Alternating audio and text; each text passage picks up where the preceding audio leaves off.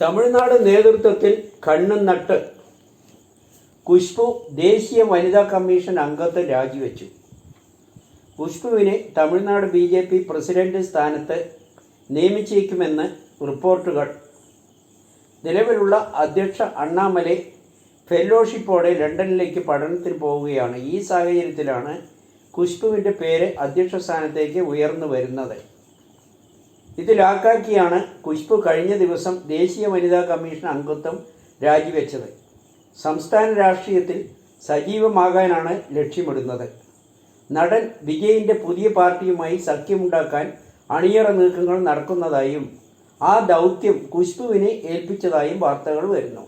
രാഷ്ട്രീയത്തിൽ സജീവമാവുന്ന നടൻ വിജയിൻ്റെ തമിഴക വെട്രിക്കഴവുമായി സഖ്യമുണ്ടാക്കിയാൽ BJPക്ക് തമിഴകത്തിൽ ശക്തമായ അടിത്തറ ഉണ്ടാക്കാൻ കഴിയുമെന്ന് കരുതുന്നു.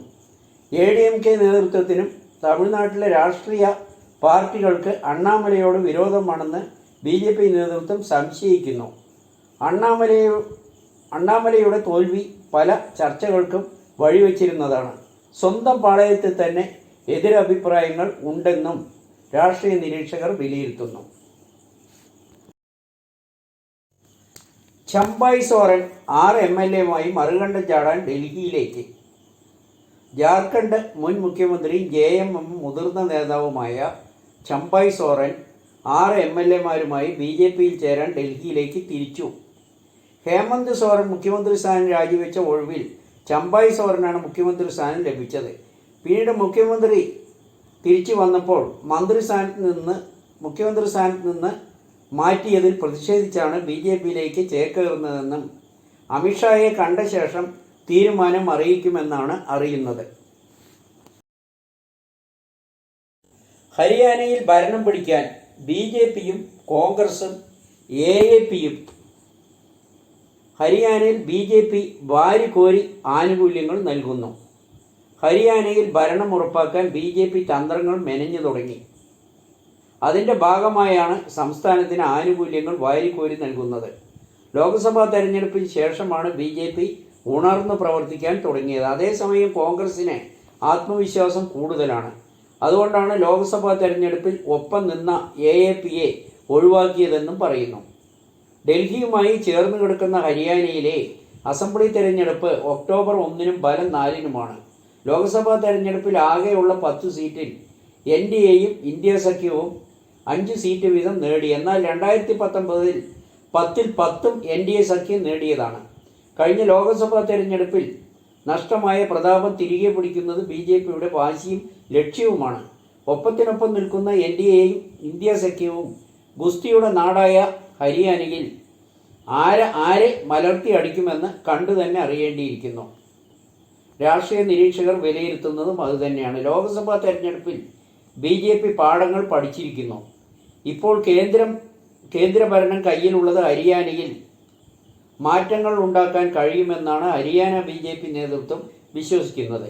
ഹരിയാനയിൽ ഭരണം പിടിക്കുന്നത് ഇന്ത്യ മുന്നണിക്കും NDAയ്ക്കും ഒരുപോലെ പ്രാധാന്യം അറിയിക്കുന്നതാണ്.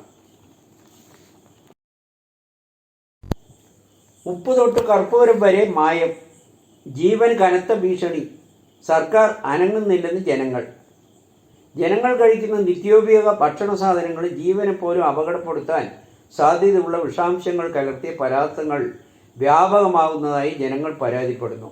മായം കലർപ്പും കീടനാശിനി വരെ വിപണി കൈയടക്കിയിരിക്കുകയാണ്. ഭക്ഷ്യ എണ്ണകൾ, പച്ചക്കറികൾ, പഴവർഗ്ഗം, മത്സ്യമാംസം, ചിക്കൻ തുടങ്ങിയ സുഗന്ധദ്രവ്യങ്ങളിലും പഞ്ചസാര, കർപ്പൂരം, ഉപ്പ് തുടങ്ങി എല്ലാം മായമാണ്. കുഴിമന്തി, ചെമ്മീൻ വിഭവങ്ങൾ, ഷവർമ പോലുള്ളവ കഴിച്ച് മരണം സംഭവിക്കുന്നത് നിരന്തരം വാർത്തയാകുന്നു. സർക്കാരിൻ്റെ ഭാഗത്തു നിന്ന് കർശനമായ ഒരു നടപടിയും ഉണ്ടാകുന്നില്ലെന്ന് പരക്കെ ആരോപണം ഉയരുകയാണ്. മറ്റു രാജ്യങ്ങളിൽ മായം കലർന്നത് ഗുരുതരമായ കുറ്റകൃത്യമാകുന്നു. ഭക്ഷണ പദാർത്ഥങ്ങളിൽ മായം കലർത്തുന്നത് തടയാൻ കടുത്ത നടപടികളാണ് അവിടെ ഉണ്ടാകുന്നത്. എന്നാൽ നമ്മുടെ രാജ്യത്ത് കർശന നടപടി ഉണ്ടാകുന്നില്ല എന്നത് ജനങ്ങളെ ആശങ്കപ്പെടുത്തുന്നു.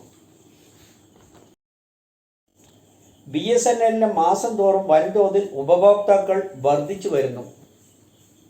സ്വകാര്യ ടെലികോം കമ്പനികൾ വൻ നിരക്ക് വർധനയാണ് വരുത്തിയത്. മാസത്തിൽ 1,00,000 പുതിയ കണക്ഷനുകൾ കൂടിയതായി BSNL കണക്കുകൾ വ്യക്തമാക്കുന്നു. ഈ അടുത്ത കാലത്തായി ജിയോ അടക്കം സ്വകാര്യ കമ്പനികളാണ് നിരക്ക് വൻതോതിൽ വർദ്ധിപ്പിച്ചത്. അതിനുശേഷമാണ് ജനങ്ങൾ BSNLിലേക്ക് മാറാൻ തുടങ്ങിയത്. ദിവസം തോറും ജിയോ കണക്ഷൻ റീചാർജുകൾ ചെയ്യുന്നില്ലെന്നും പരാതികൾ ഉയരുന്നു.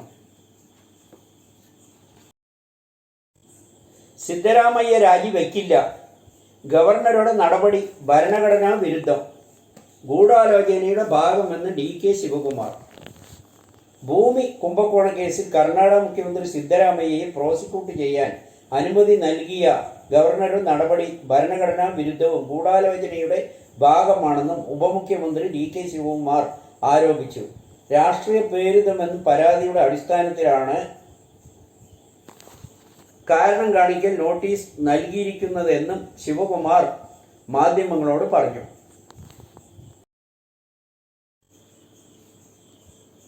പകരം വീട്ടാനും കടം വീട്ടാനും പോരാട്ടം തുടരും. ജനങ്ങളുടെ സ്നേഹവും പിന്തുണയും ഊർജവും ധൈര്യവും പകരുന്നു. വിനേഷ് ഫോഗട്ട്.